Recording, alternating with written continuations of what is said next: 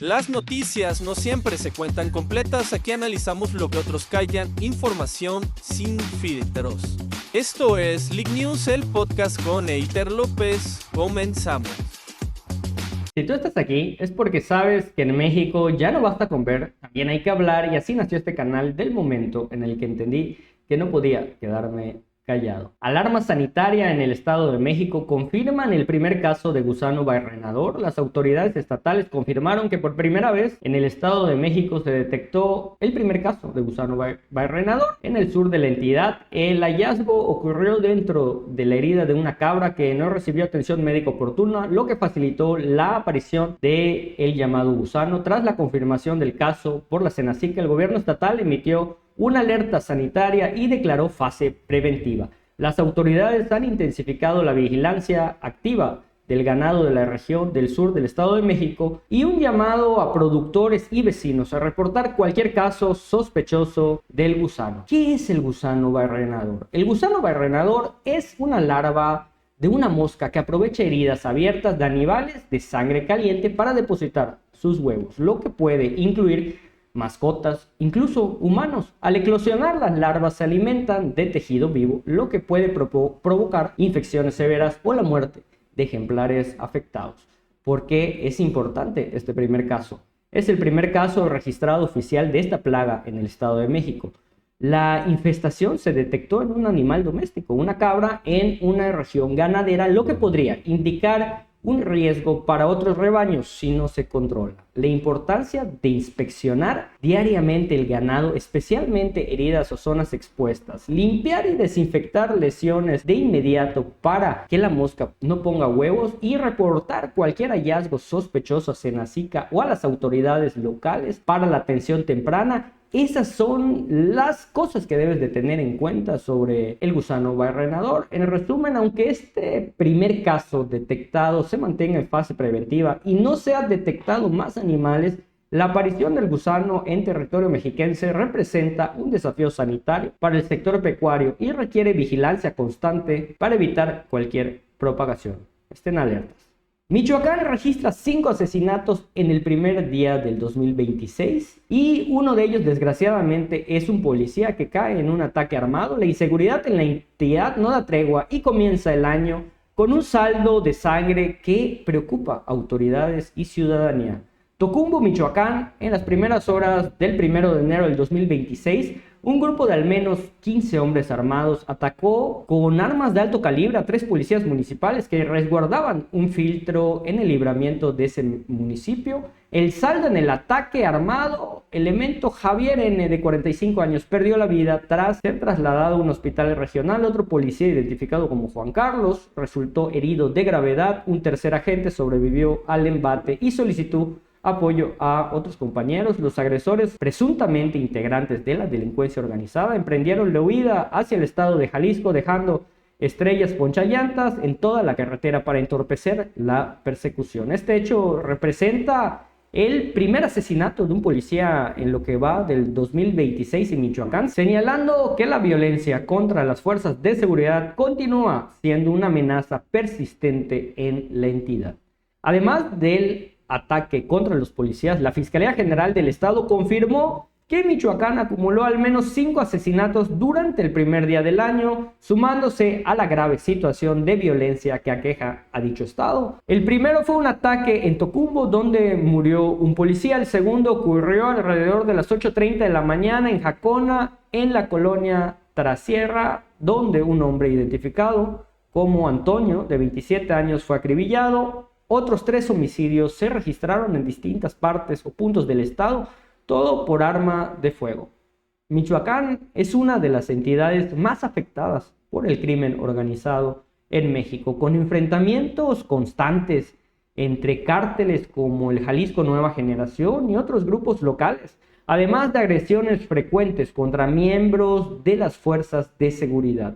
Este inicio del 2026 deja claro que la lucha por la seguridad en Michoacán sigue siendo uno de los principales desafíos para las autoridades estatales y federales, con consecuencias directas en la vida de policías y civiles por igual.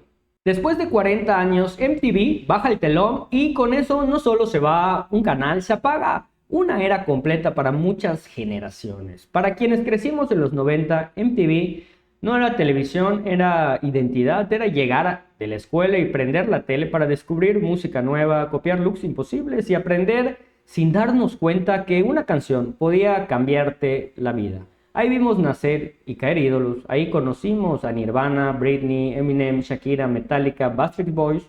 Ahí entendimos que el rock podía doler, que el pop podía unir y que el hip hop también era una protesta. El Unplugged nos enseñó que lo acústico también podía romperte el alma. Programas como Jackass nos mostraron que la TV podría ser irreverente, incómoda y un poco más real.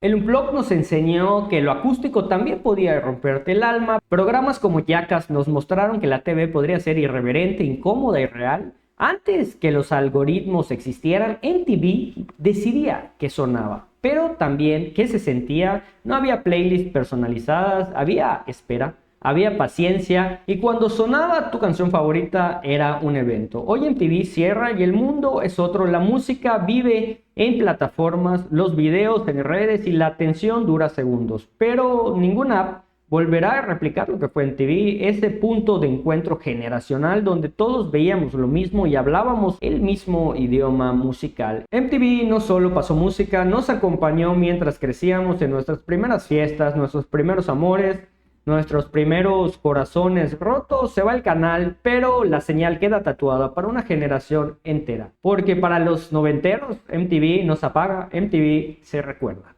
México, a partir de este 2026 entra en vigor nuevos aranceles a productos asiáticos, incluyendo piezas automotrices, ropa y miles de bienes de uso cotidiano, lo que impactará directamente en los precios y en tu economía diaria.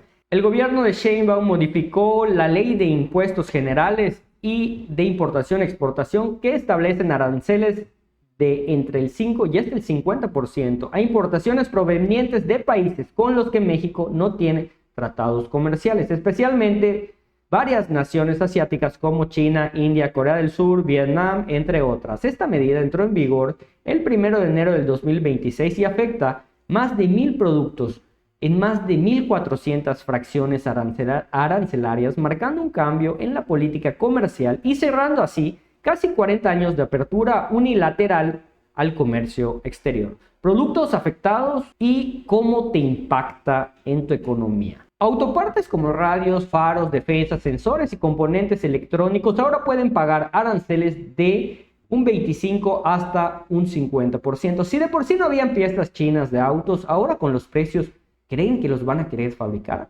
Esto no solo encarece la importación de piezas baratas desde Asia, sino que también puede elevar el costo de reparaciones y mantenimiento en talleres que dependan de refacciones importadas. Si normalmente compras partes para tu auto de importación o haces revisiones baratas, prepárate para precios más altos. En temas de ropa, calzado, textiles, prendas de vestir para hombres, mujeres, niños, abrigos, calzados, incluso ropa de cama, ahora pagará alrededor de un 35% en aranceles.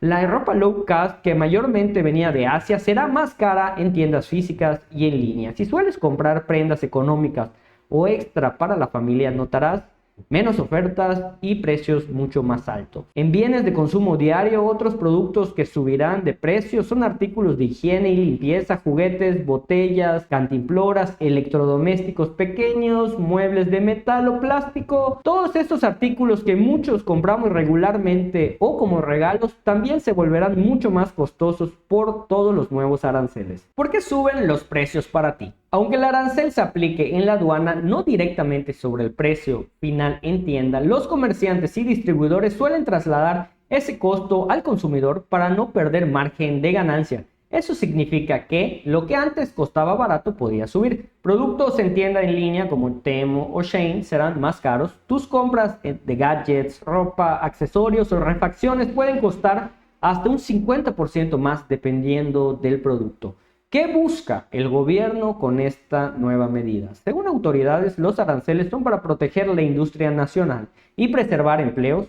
al hacer menos competitivos productos importados para que puedan afectar menos a los bolsillos de productores mexicanos. Además, esta política busca reducir la dependencia excesiva de bienes asiáticos y fortalecer sectores internos. Pero, ¿cuál es la consecuencia para tu economía diaria? Más caro comprar fuera del país. Si comprabas piezas, ropa o gadgets importados o traídos por familiares desde Asia o Estados Unidos, tu gasto aumentará. Inflación directa, aunque no se refleje como un impuesto directo en tu recibo, los precios al consumidor subirán por la carga arancelaria y los costos logísticos. Esto afecta a pequeños negocios, tiendas y talleres que dependen de importaciones, tendrán menos margen para ofertas, lo que puede traducirse en menos promociones o precios base mucho más altos. Te pongo un ejemplo práctico. Supongamos que compras una pieza automotriz importada por 1,000 pesos. Ahora puede costar 1,200 o 1,500 o más. Una camisa importada por 300 pesos con un arancel del 35% te puede quedar alrededor de 405 pesos. Tu canasta de consumo puede encarecerse notablemente, especialmente si compras productos importados con frecuencia. En pocas palabras, los nuevos aranceles en México implican que muchos bienes importados de Asia serán muchísimo más caros. Y aunque esto busca fortalecer industrias locales, tu gasto diario en ropa, refacciones y artículos importados se va a ver incrementado. ¿Juzgue usted? Ya son 14 los fallecidos tras el accidente. El tren parte del corredor interoceánico del Istmo de Tehuantepec se descarriló mientras circulaba en una curva pronunciada cerca de Oaxaca, dejando inicialmente 13 personas sin vidas y decenas de heridos, con lo que la muerte de esta mujer en el hospital llega a 14 los fallecidos. El convoy transportaba aproximadamente 250 personas entre pasajeros y tripulación, cuando varios vagones se salieron de las vías y cayeron por un talud. El saldo de heridos supera las 90 personas, con decenas que requirieron hospitalización por lesiones de diversa gravedad. La Fiscalía General de la República continúa con las investigaciones para determinar las causas exactas del descarrilamiento,